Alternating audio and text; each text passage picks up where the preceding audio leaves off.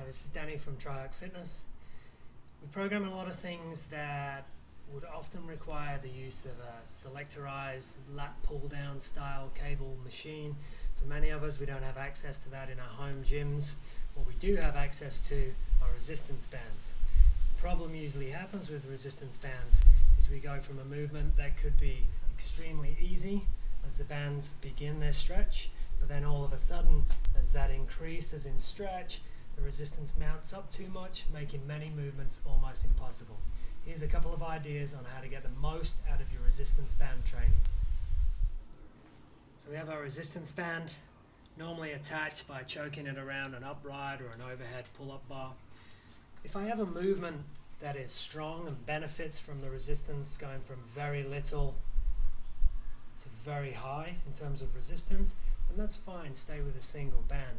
If I were to try something that was a little more subtle, an external rotation movement, very easy, almost impossible. So I'm going to try and lengthen the band out by attaching another band.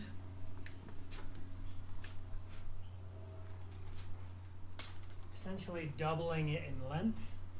And now the stretch is going to be split between the two bands. So neither of them are reaching peak tension. Each of them is only given about half of the stretch.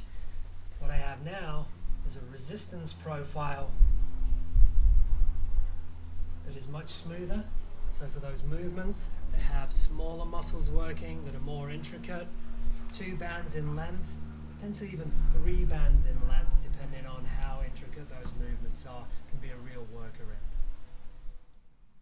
As a final piece for resistance band training, for movements that would require a lot of load, think lat pull downs, potentially even things like face pulls, maybe you're going to get a lot out of having 2 separate resistance bands choked up, or get that kind of pulling, rowing movement, and that can be ideal.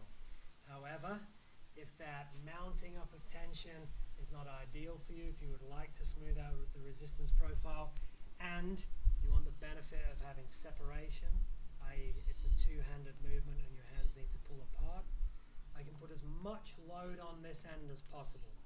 I can make this as heavy as I want. And then with the 3rd band,